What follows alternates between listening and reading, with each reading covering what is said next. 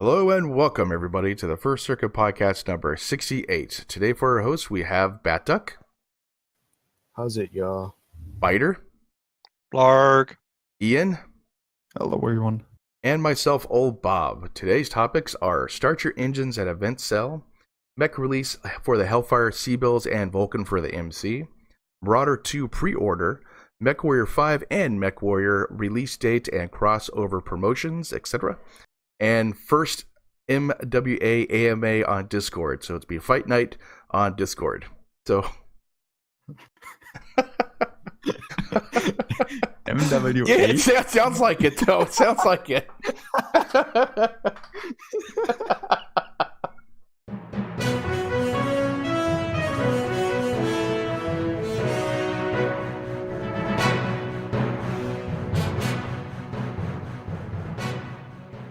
Okay, so and so we'll take it to the Start Your Engines. No, and sale. This one is okay. a little interesting. At least first time we've had seatbelts off on engines. They've always been a huge, at least for battle mechs, particularly like IS. You have to buy all your XL engines, light engines, standard engines, whatever, and that price can really start racking up. So this is a pretty neat idea. It does, though. They're still really expensive. So, and it gets really confusing. I imagine, at least for me, I have plenty of C-bills, but I also have plenty of engines sitting around. So I don't actually, I'm not really sure what to buy. But if you're starting out, you don't have that many engines. A lot of the time, you might not be that familiar with what engines would even be worth buying. And you might not even have that much saved at the bank. So whilst I like the idea, it's a very fiddly sale to get around. But otherwise, there's still a whole bunch of stuff like Warhorns, I think colors, paint schemes, heroes, champions, whole bunch of stuff is off, 50% off. I mean, myself, I love actually the idea. That's just like you said, it was the first time they had the engines for sale, so I kind of love that. The standard stuff, mech bays, hero cells, champion mechs, warhorns, stuff like that. That's all standard stuff. But I like the idea of just the engines because like when I first started out, engines were the most obnoxious thing to go buy because they're like, yeah, use this build and use this build. It's like, well, I could, but I can't. I don't have the engines, so I have to use something slower and modify the mech and then forget about it. And then mech doesn't become like viable like anymore until like later on. So do you guys have like one or two engines that everyone should have a couple in stock of? Especially with light engines being fairly new. I normally like buying engines in increments of 25 to correspond with the heat sinks, whether you need, more external heat sinks or whether you can fit more in the engine. So 250, 275-ish, and 300 kind of sizes are usually what I get a lot of. Mm-hmm. Yeah, I just buy it for whatever mech design I have at the time, and then if I need to rip it out of there, I just rip it and put another mech, I guess. But now I can buy multiples, and that's a good thing. Yeah, I'm gonna buy a couple of light engine 300s to have in reserve because I use those a lot. Oh well. Yeah, I use the 300 sized engine quite a lot, and most of my mechs from all the way from assaults to not really light mechs, but assaults to mediums mostly. Mm-hmm. I mean, the coolest thing too is mech base. Everyone needs mech base, so if you can also purchase mech base, one of the most important things in the game.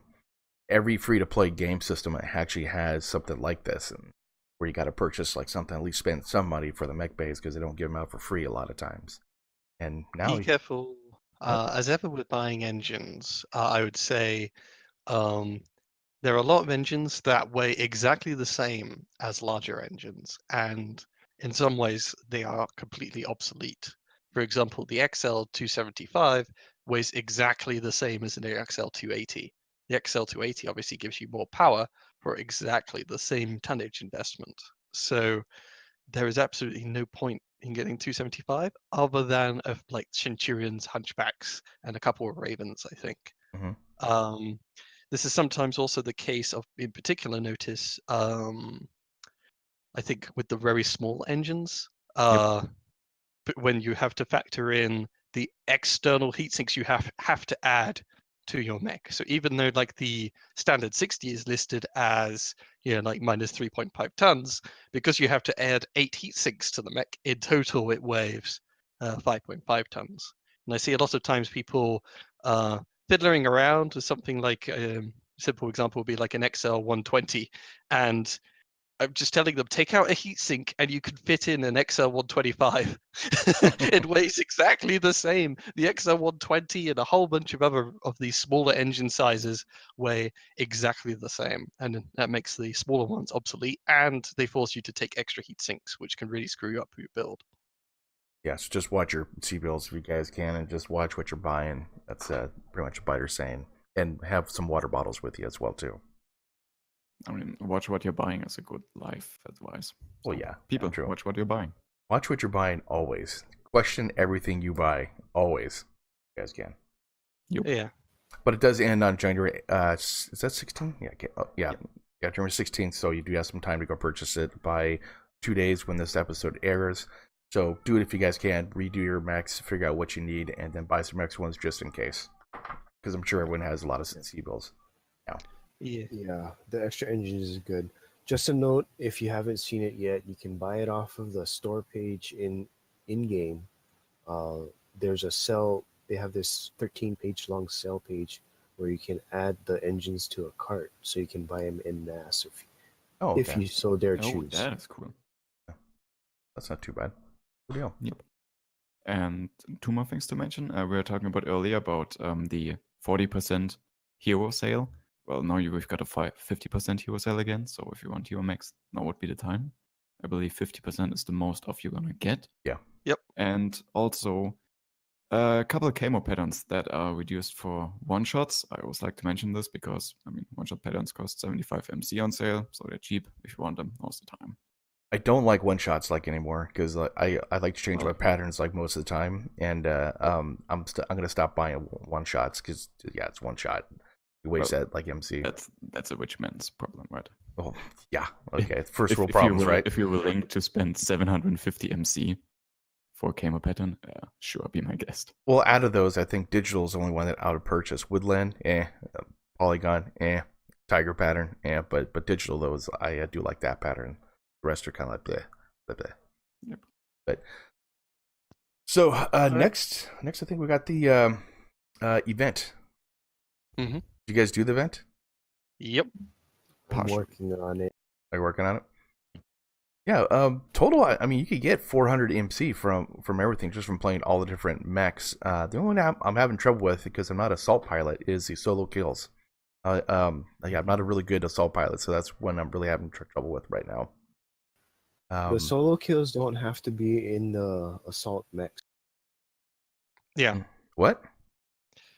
Yeah, the solo kills are just in the assault event quest, but you don't have to do them in the assault mech. You only have to do the damage, and the kills are KMDDs and the victory. Really? Everything else can be done in other mechs. Yeah, I've been completing most of the other things while only playing the heavies and assaults right now. Yep. Oh, okay. Then I suck. I'm a potato. To make sure people know what a solo kill is in the game, it's where you get a kill most damage dealt on an opponent and you get the finishing blow. Yeah. Okay, well that's awesome. I guess that's pretty cool. Bob, just blame it on your right eye. That's all. Yeah, you gotta blame my right eye there. Yeah, just let you know too. My right eye. I won't see the doctor until next week, hopefully. And just have if I get excited and start, being excited playing games or something like that, then I have a hard time breathing because my chest and everything. But to let you guys know about an update on that. And thank you for everything you guys done. Oh my God, I've never had so much love from the community, man. You just don't even know, man. And I do appreciate everything you guys done too. See, I got excited there, so I had to breathe. And everyone, welcome Bob back to the First Circuit podcast. Blarg. Okay.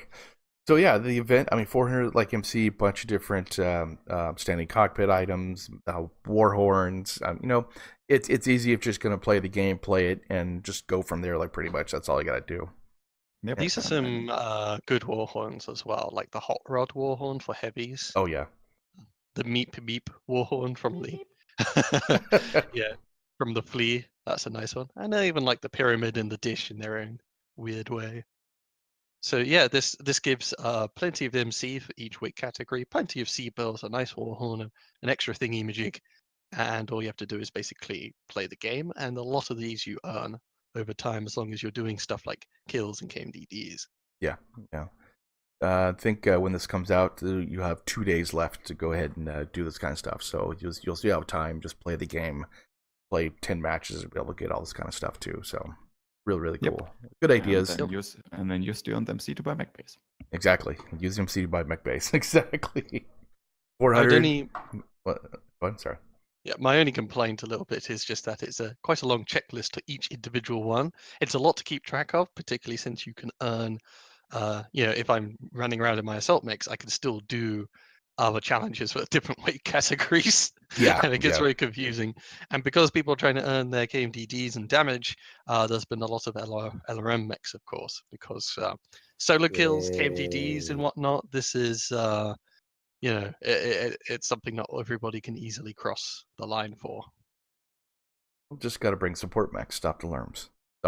That's a new thing now. Stop the lerms. Well, the KMDD, it's not match score rewards, it's KMDDs. That's just pure damage output. For most people, particularly if you're not that good, or you're not wanting to try too hard, an LRM boat is the way to go.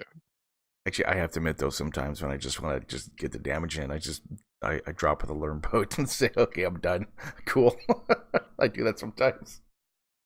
Yeah.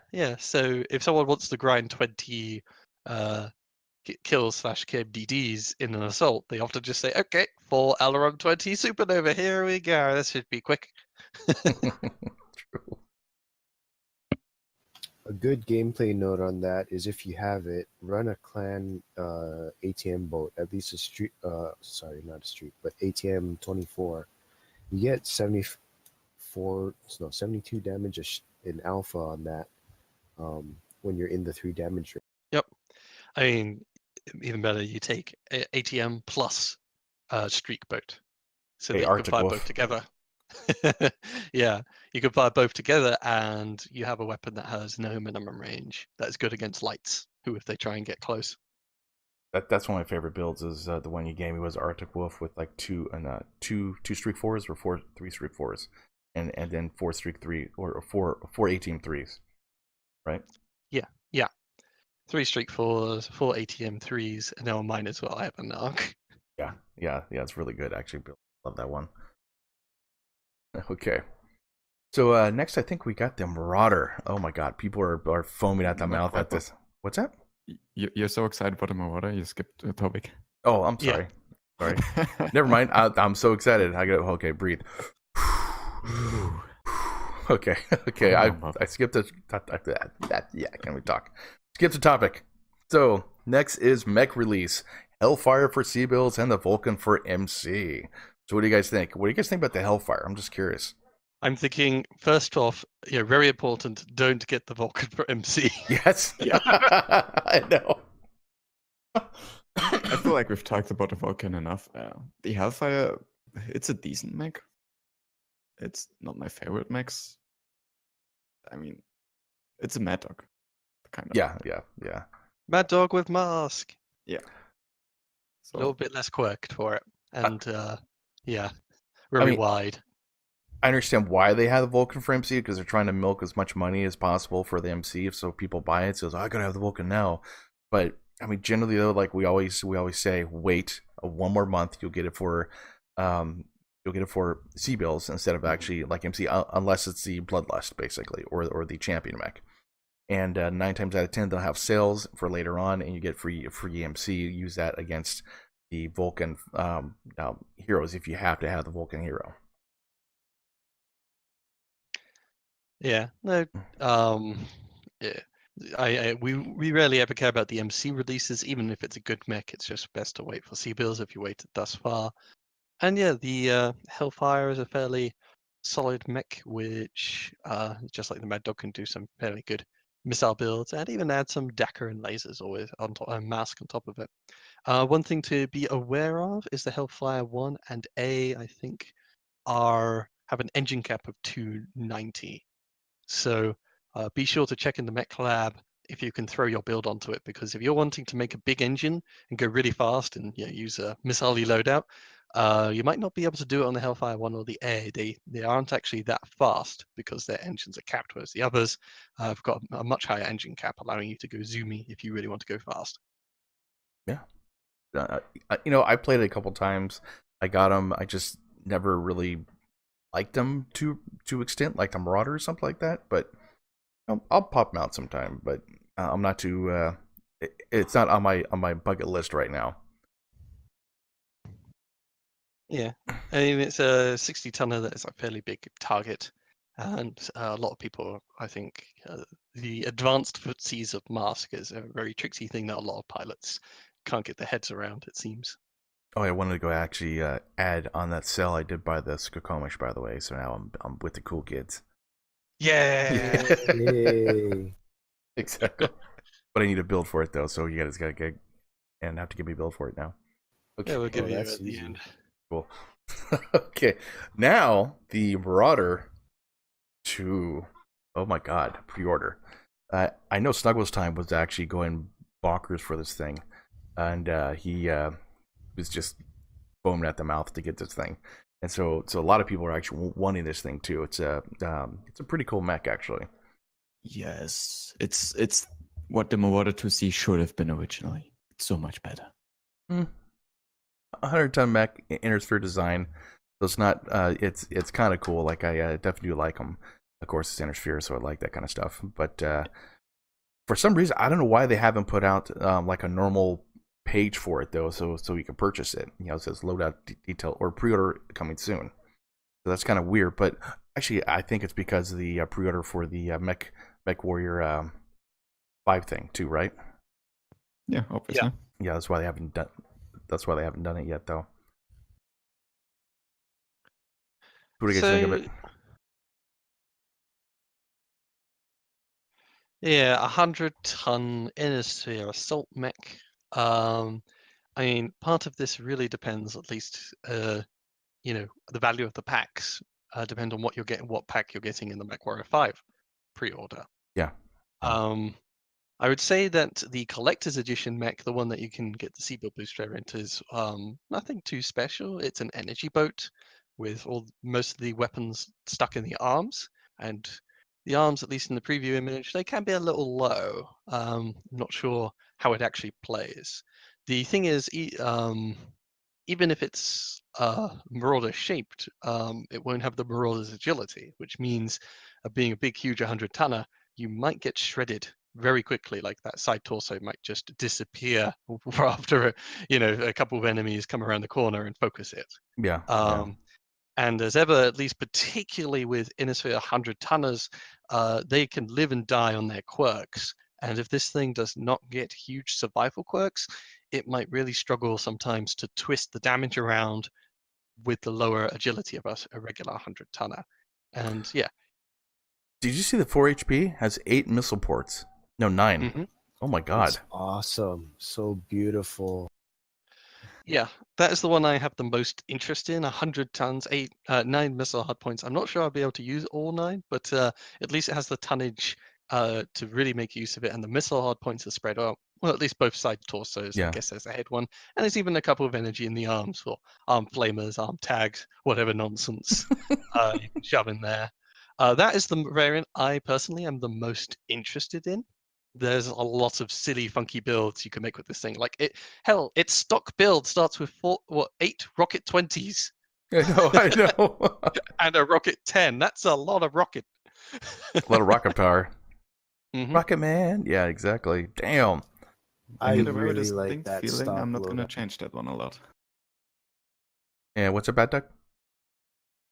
Yeah, I really like that stock loadout. Yeah, it's definitely interesting with jump jets too. So I mean, literally, you could just with the rocket build like alone, just pop up, shoot, overheat, and then pop back down of what, like where we're at. Damn, 9 missile ports, a lot. That's an archer basically. Yeah. It'll And be it's- able to jump with max jump jet 17 meters in the air. So it's an okay jumper, and you're paying 6 tons for it. Yeah, true. Actually, yeah. Then we have the larger Marauder variants, the energy in the Yep. arms and ballistic in the side torso. I sort of feel like this is you have so much tonnage available, but the hard points are a little bit lacking, or at least it's I'm gonna really struggle sometimes to find something out that sort of feels right with those kind of hard points.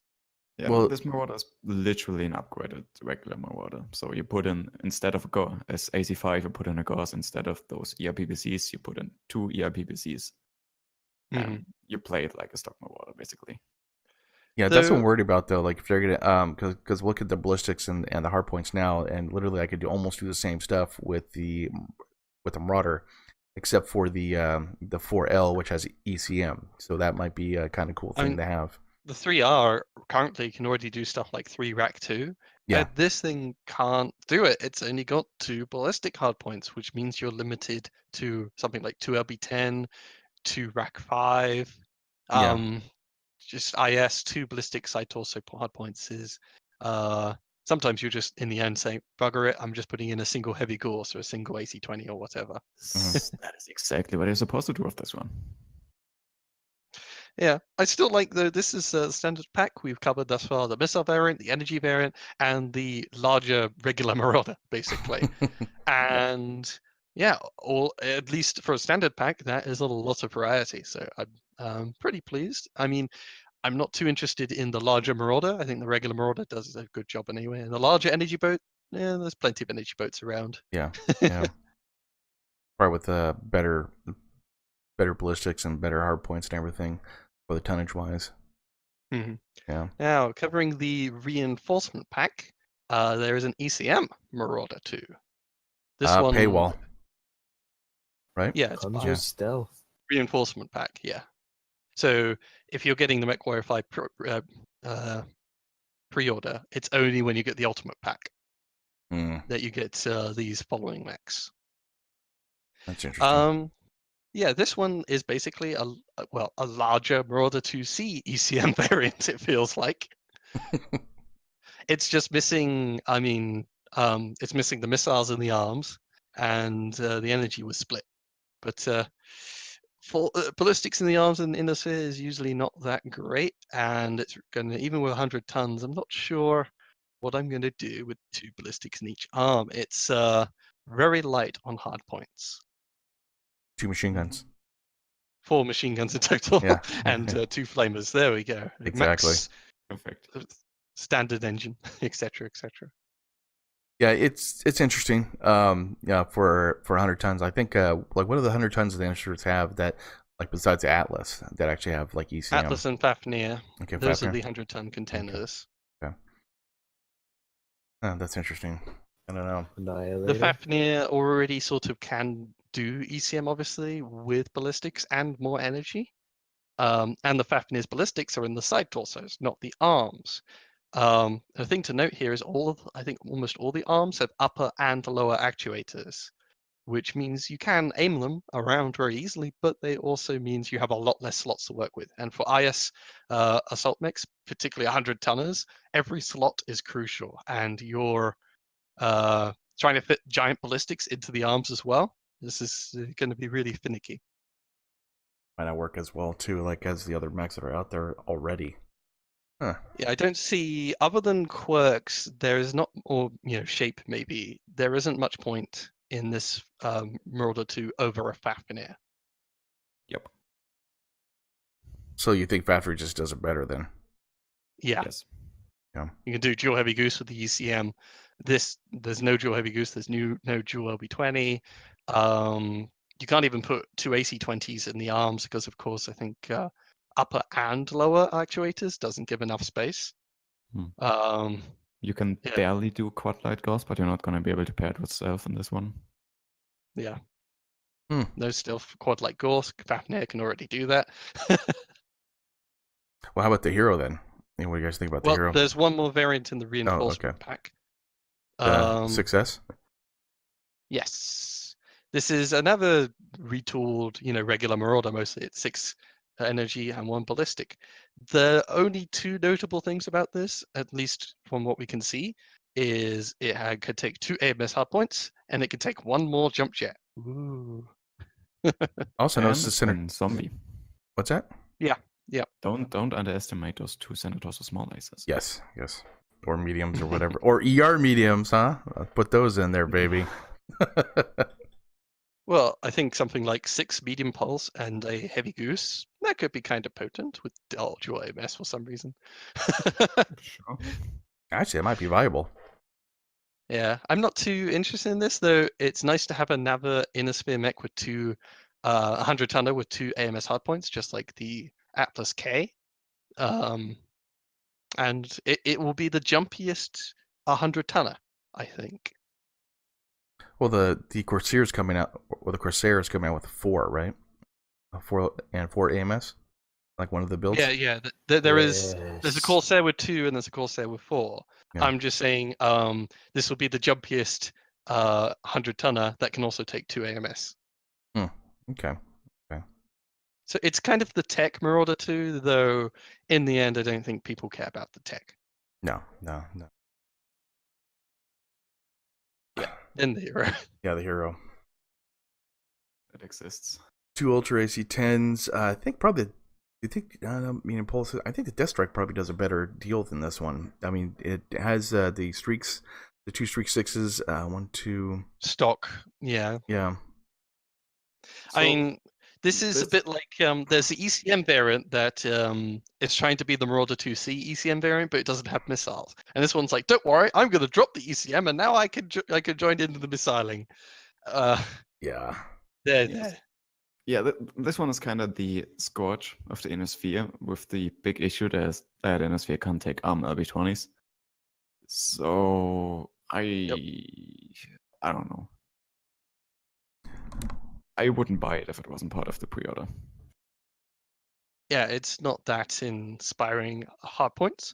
Who knows what kind of quirks it will get? And obviously, I'm glad at least the missiles and energy are somewhat separated from the ballistics. The ballistics are already going to have enough trouble fitting in, and now you could do some big, MRM 60 in the side torso kind of thing.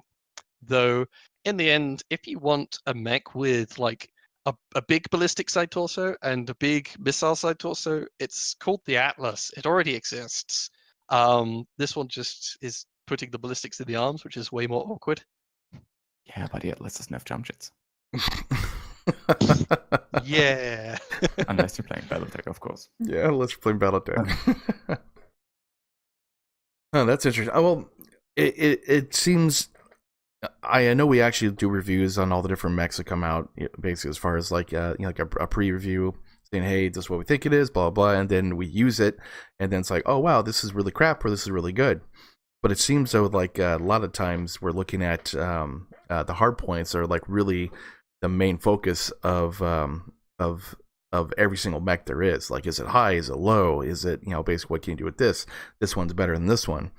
I wonder if there's the design staff that goes, okay, we need to have this here, this here, this here. I think I asked this question before. I'm not sure. As far as do they actually do it according to lore, or do they actually do it according to like what works as physics wise inside the mech itself and what would actually be fine? Because there's obviously going to be some mechs that are different or better designed, like in fact, like we discussed on the Fafnir. Fafnir is better at ECM than the other one, than the Marauder II, like with the ECM and everything else. But I'm curious if it's according to lore or not. It's a mix of both most of the time. So the initial hardpoints in terms of number and where they're located are mostly according to the readouts. Okay. But then they do fiddle around a bit with detailed numbers. They sometimes create their own variants. They maybe move around where they're positioned inside of the component. It's a mix of lore and... I'm just curious if there's anything that they can do as far as like something extra besides like giving it quirks or certain type of quirks, like the Zeal got extra like armor quirks in the torsos and stuff like that. but can they do something else? As far as the mech wise, I don't know. This is just open ended question. I have no clue myself, to tell you the truth.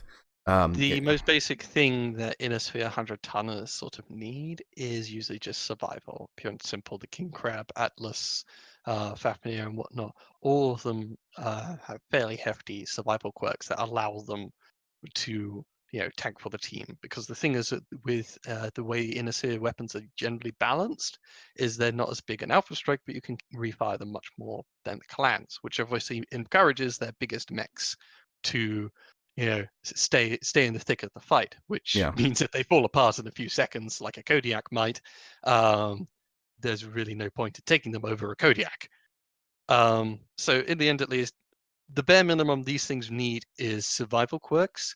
It may have a good shape in terms of twisting away damage, just like the regular Marauder might, or the Marauder 2C, because you have this long, thin profile that you can give it to a side torso, stare at them a bit, give it to the center, give it to another side torso. Yeah. But for that to work, it really needs side torso twist speed at the very least, or agility in general would be very nice to help set this thing apart.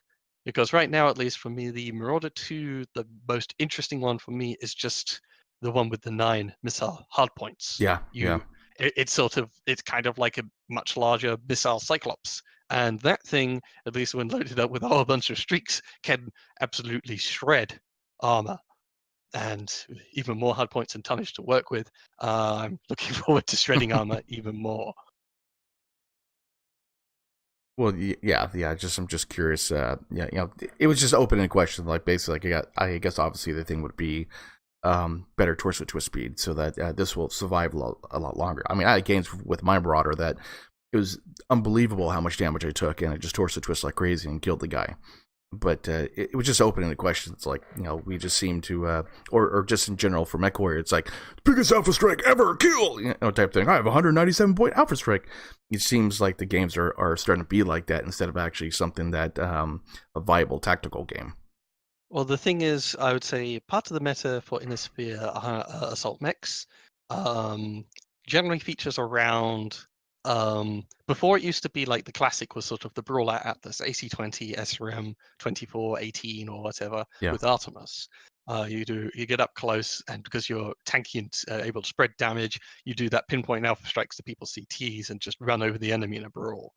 With the nerfs generally to close range or at least the greater options at longer range, most Innisphere 100 tonners have to sort of keep up with the longer range game. This is why you see like an Atlas nowadays will take something like Heavy Gorse plus MRM 60. It's just, why have a weapon, a loadout that basically loses all its effectiveness beyond 300 meters or 270 meters or so, when you could have MRMs where you go to double that, 550 meters, you can still do some work. That's the same for the King Crab and Annihilator. You usually see either pinpoint very precise alpha builds of the Heavy Gorse, or something like LB10s, AC2s, etc. You need to be able to put a lot of tonnage into very heat efficient MRMs and DACA. The thing with a lot of these Marauders, though, is they are really wanting to become energy boats, and Innisphere energy boats, at least for the 100 tonners, aren't so well known. And even if you are trying to put DACA in, it's usually only in a side torso. Yeah, exactly. Or stuck in the arms, which is kind of like what the King Crab has, but at least the King Crab only has upper arm actuators. Like the King Crab has more slots to work with and can fit more in its arms, whilst all the Marauders have a lot more slot problem. Yeah, it was just open-ended question basically as far as like what DJI can do. Better torso twist speed, because obviously there's no stats inside the technical readout saying, oh yeah, torso twist better this way when you torso twist your arm and stuff. And it's nothing like that. So they have to kind of bring from a tabletop to a game, to an online game, to kind of fit some stuff inside there. It was just open-ended question. That's all. Yeah. As I said, the number one priority is survival. Number two might be torso twist speed. That'll allow it to stay in the fight and make good use of its hard points. My next suggestion might just be a simple 10% heat reduction on all weapons fired. That will allow its more energy-based loadouts to keep on working, because Innisphere really struggles getting the tonnage for heat sinks, or Oh yeah, even just shoving all the heat sinks in, they take up a huge amount of space. Otherwise, I mean, cooldown quirks are nice, but some stuff like heat scale limits, those might be kind of funny. Mhm. The ECM variant, you do something where it can fire its two Gauss rifles and the ERPPC together. Just like the was it the Yeah, Marauder awesome. Hero, the Bounty Hunter? Yeah, yeah. No, the Bounty Hunter, it could do Gauss and two Okay. ERPPCs together. I'm thinking the ECM Marauder, if you give it a heat scale limit, something like that.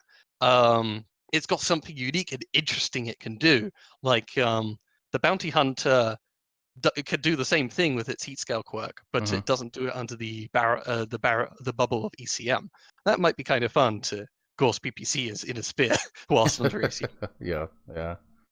Yeah, it's just open-ended. I was just curious, just thinking about it just now because because when I look at builds when I'm watching people play, and it's always like the biggest damn Alpha Strike they can pop in there, and then Alpha Strike hide, and I just want to get more tactical involvement into the game itself. And so it's actually because I mean 90% of the time when people use tactics, it works, and so it's like, okay, cool, let's do this again, but everyone's just want to rush in, go certain spots and shoot, type of thing. But that's going to change next month.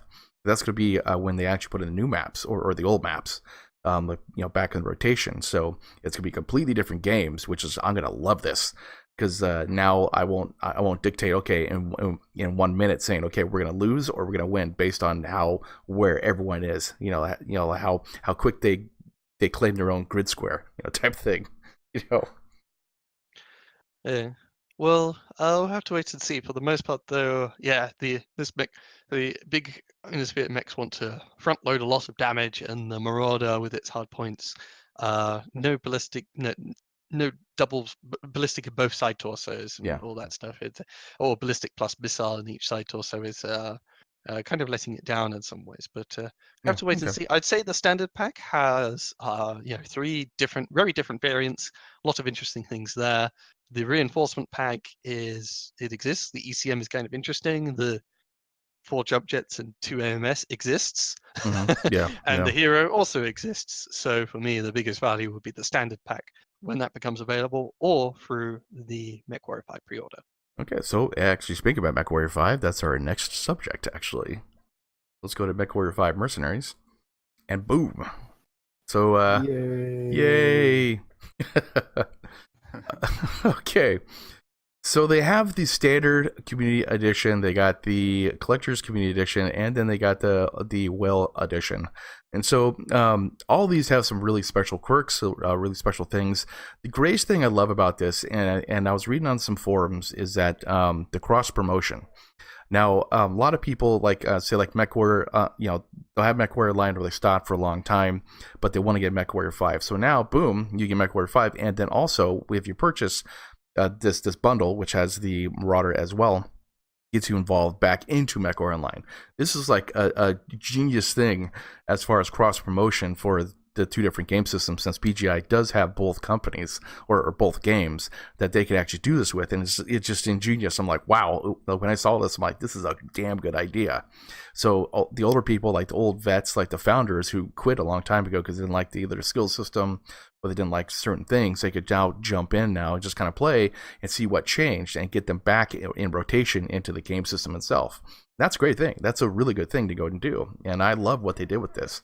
Mechwarrior 5, if you guys don't know, we did a couple reviews about Mechwarrior 5 about the game at MechCon, and it's not bad. It's not bad. It has some issues. Don't get me wrong. With every game, it has issues. It's not like Fallout 76, but it does have some. It does have some issues. But it's gonna be a good game. Just seeing what I saw is gonna be amazing. I'm not trying to white knight it, but I'll tell you the truth if I like it or not. But damn, it's looking good though. It's looking very good. Yeah, so I mean, the best value is, of course, if you are involved in MWO or not too upset about going back into MWO, and you're also looking to Mechwarrior 5. And if you are into MWO and Mechwarrior 5, one way or another, you're spending $50 and getting $50 worth of the upper game. Yeah. At least for the basic pack. That I would imagine that you pay $50 for the game, on its own, but this is coming with a whole bunch of extra stuff and content, and a huge pile of stuff in MWO worth, like even just the MC price, every single tier is worth the same as what you're paying. Yeah. So you are pretty well set for MC if you get one of these packages. Particularly like the ultimate pack, you're getting 30,000 MC. Like all of a sudden, bolt-ons almost seem worth purchasing. Exactly. Sorry, Yeah. go ahead. At least a few things to touch on. To start with, at least, there's an FAQ, and I advise people at least read through it a little bit before making the purchase, particularly if you're looking for one of the larger packs, like the Ultimate Pack. Basically, the Mechwarrior 5 Pre-order will eventually become a Steam code, which you'll get on Steam. And that's I don't think they're offering things. You can't choose it to be GOG or DRM free or anything. I think it's just a Steam key. If you're ever looking for a refund, if you have redeemed any part of these packs, so like you redeemed the MC, you cannot get a refund. Yeah. So who knows if MW5 doesn't turn out to be very good, or something, if you have a reason to refund, but you've redeemed some part of it, there's no take backsies. Another important point will be, at least right now, there is no ways to change your pack or upgrade your pack. Even though the coming in 2 months, 2 All weeks ish. Okay, really? We just got an update on that in the Discord. Okay. Okay, good. Because I'm talking from what I remember when it came out, which was at least initially, if you get the standard pack, and eventually you're like, oh, I really wish I got the ultimate pack for the Marauder II when it came out. You couldn't upgrade it to the Ultimate Community Edition. You were stuck with that purchase. So eventually, hopefully, you'll be able to actually update it. Yeah. One observation I thought is, at least I've seen, I'm not sure, is on this page you can sort of see below the dollar amount, there's sort of a logo with the name on it, like Privateer, Warrior, and Mercenary. As far as I'm aware, these are the titles, badges, and decals which you will be receiving in MWO for their respective levels. Okay. As long as so if you get the top level, the Mercenary, you get the word Mercenary and Warrior and Privateer, and you get all those 3 images. So that's just at least one thing to take in mind when you're looking at these digital content, because some things like exclusive in-game pattern in MW5, Chloe's Cavaliers, I don't know what that looks like or how it will be finally delivered. Interstellar Expeditions, and I think Ian knows what I'm talking about. They're actually really, really cool. They go in the periphery and they go try to find different things throughout the periphery that are like lost, and I love the concept of Interstellar Expeditions. And once I saw that, I was so excited. I'm like, yes, got some lore in there, at least something. That's awesome. The interesting question is, they are technically part of Comstar for most of the time. So is Interstellar Expeditions gonna be a white camo pattern? No, they're actually just a bunch of scholars and just rich people that are interested in archaeology, and they go off and go try to find like Starly caches and all that kind of stuff, and just anything that's old. Like I never heard of them being Comstar though. They probably get a lot of funding through Comstar. Okay, yeah. They'll be the first people who would pay. Yeah, they're going to pay top dollar or top C bill more properly for anything you bring back. Yeah, true. So will they find things like the tech of the Archie? Tech of the Archie? Yeah, they find lost tech and stuff, right? So the Archie. I think I know what you're talking about. The Archie. He's in MWO. The one to target things. The lost tech. The Archie. Oh god. Oh, the Archie. Okay. Oh god.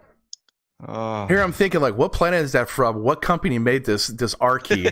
Like that's my mind, like right now. Who made this Archie? This is amazing. Now I'm gonna go read some books and find what it is. Damn you! I thought he was saying Arc key. Yeah, like Archie to the Arc. Exactly. But they generally go around and for the Holy Grail. Yeah, exactly. They're finding the Ark, so use against the clans. Yeah. To wrap up my overview, at least in some ways, I sort of am I'm thinking, the standard pack, it's basically the most balanced in terms of content. You get the Mechwarrior 5 Pre-order and the standard pack basically of the Marauder 2. Yeah. Every level up, you're paying 60% more. I think is the numbers. So 60% and then 120%. And once they do add a little bit here and there for Mechwarrior 5, you're not getting that much extra. 2 extra in-game patterns is nice, but it's a game you could mod. You could just add those patterns in yourself or anything you wanted, really. Yeah, exactly. Yeah. The soundtrack is the thing I'm most interested in. Things like the desktop pack is really not interesting me. Digital technical battle mech manual, I already have Sana. So really, what you're getting for Mechwarrior 5 does not increase when you pay more, but what you get in the Mechwarrior Online stuff really does ramp up with the increased amount of money you're spending. Like the amount of MC you get is crazy, and the Ultimate Pack bundled in with all of this is still pretty worthwhile, particularly with like 9 of these Warhorns, as long as they're any good. I got a question though, like I don't know if you guys know this or not. I have 2 accounts. Okay, I got my alt account, which I use just for like it's only like IanDresarie, and then got my little Bob account. Now, if I wanted to get this Mechwarrior 7 without buying another additional copy of Mechwarrior 5, how would that work? I don't know how that would work though. I think Mechwarrior 7 is quite a long way down the line. Bob, or 5. No, sorry. Mechwarrior Slayer 7. If I want to get just Slayer 7 and not purchase Mechwarrior 5, can I get all the content like with that? Okay, so if you buy the pack, you immediately get a redeem code for Mechwarrior Online, which you can redeem on your profile of choice.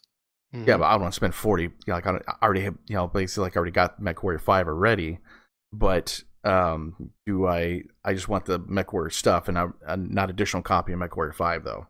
Sadly, no. I mean, every time you buy a bundle from here, it will be with a pre-order of Mechwarrior 5. Now, if you got 2, it depends how much value you really think the Mechwarrior Online part is, because you could just buy a bigger bundle instead of like get the biggest bundle possible, and therefore you get 1 copy of Mechwarrior 5 and the largest bunch of Mechwarrior Online stuff. Otherwise, if you really want to, get the standard like twice, you could give the extra Mechwarrior 5 code to like your wife or something. Yeah, I guess so. You could I mean, it does have co-op, and you could try and strong armor into joining your mercenary unit and going on missions with you. Yeah, that'd be interesting. Oh god, yeah. Okay.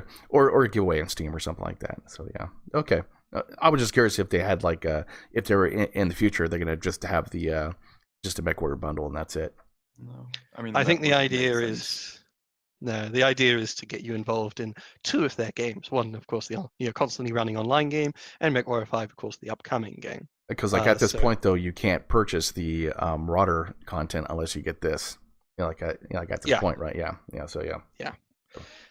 My personal choice will probably be the standard edition. I'm not too interested in the reinforcement and hero marauders, and I already have plenty of premium time, GXP, C-bills, and I'm not really getting anything extra from the Mechwarrior 5 stuff. So for me, at least, the biggest value for money would be the standard community edition.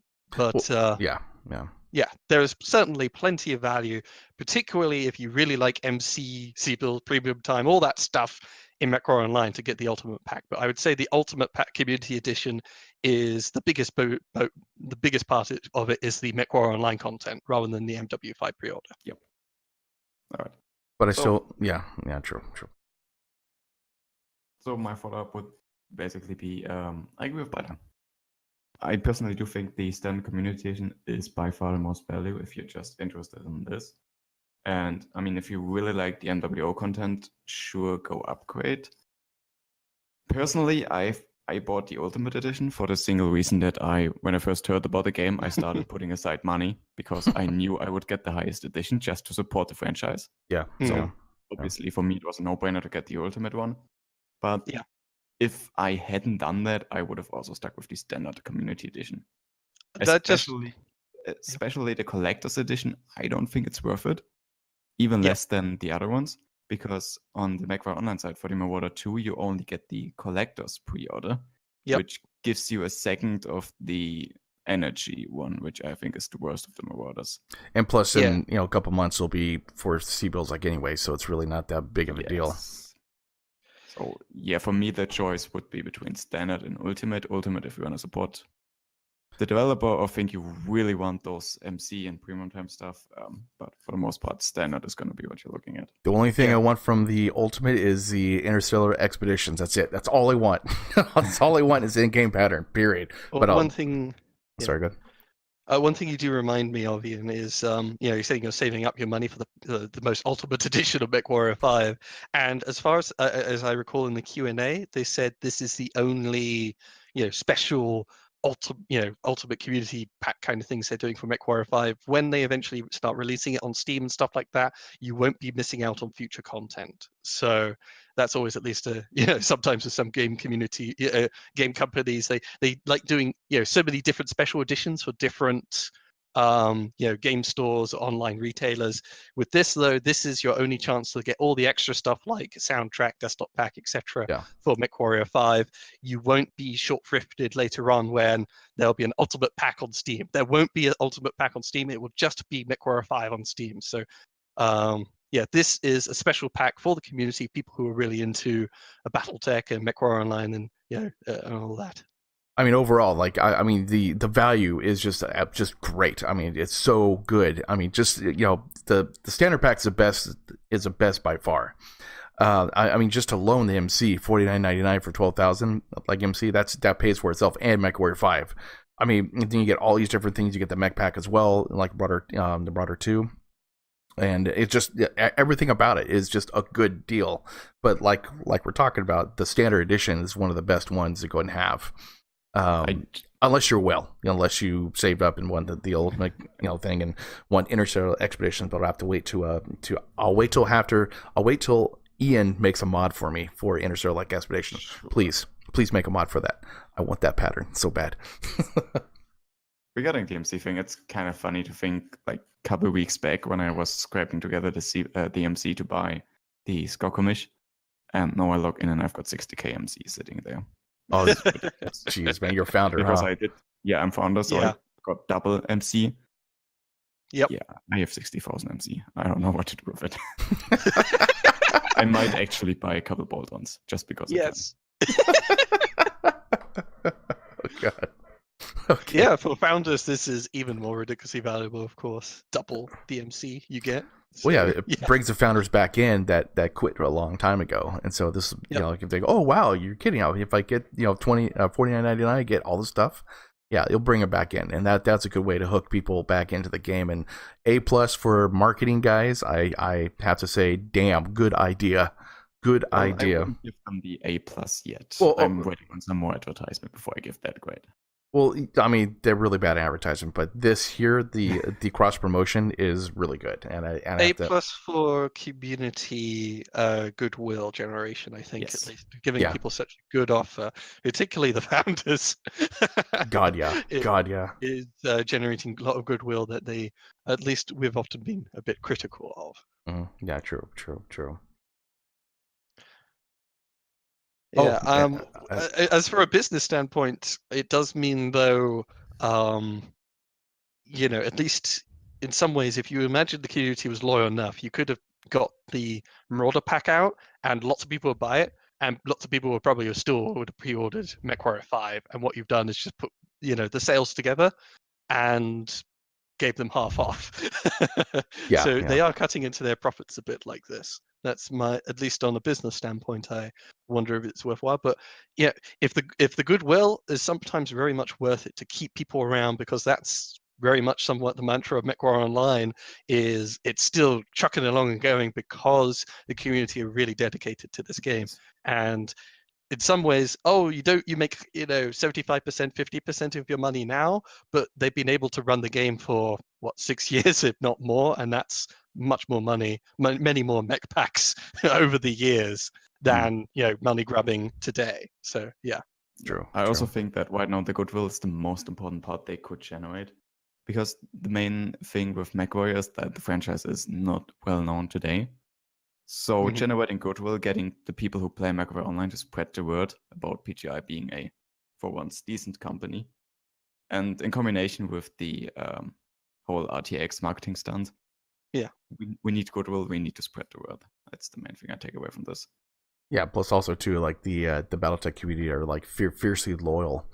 I mean, Yes. fiercely loyal to what they have. I mean, they make up what like, it's a fiercely loyal like community. So they did a good job on this. So Yeah. although Stuff like this is makes me almost want to buy the ultimate pack, even though I know the standard is really the best value for money and what serves me best. Mhm. And that is all obviously just part of this marketing. It's much better to do it this way than to try and offer golden mechs.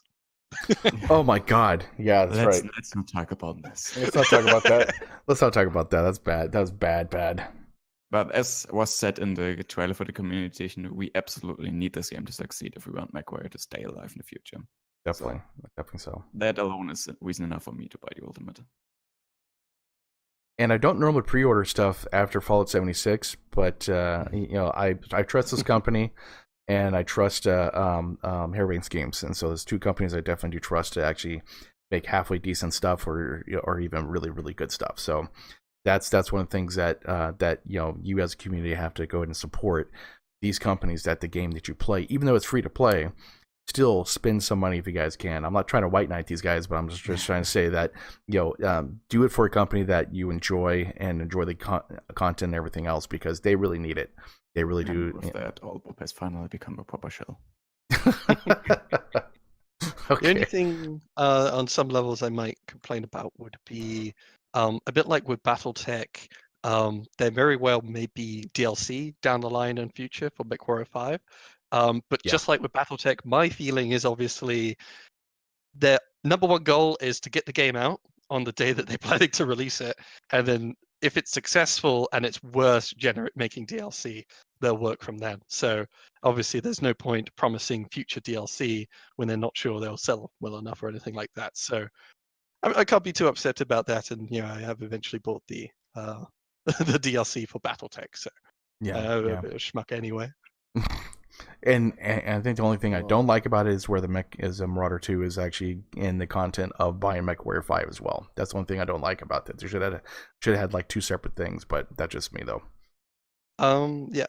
To quickly wrap up this topic, I think Bad Duck wanted to go say something there. Well, I was gonna say there's obviously gonna be a DLC or some type of expansion for clan. No, stop clans. No clans. No clans. It's 3025. It's part of the story. 100% gonna be a clan. Slowpoke DLC. I demand Slowpoke DLC day one. The clans didn't come out until I think 89 or 91, somewhere around there basically, and the game was running perfectly fine until the clans came. But other people are gonna demand it. I know. I'm being biased, I guess. Along with this pre-order, they did release two videos and a gameplay trailer which showed off mostly stuff we've seen in the demo.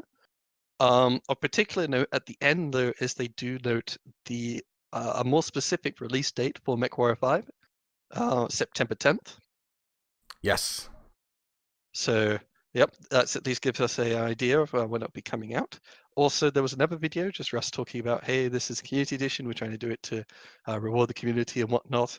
I'm not sure he really said much in the video, but he looked really, really tired. I felt sorry for him. About to say that. Oh my god. The best thing about this is when the video came out, he tweeted, check out this video to see how incredibly excited I am about this.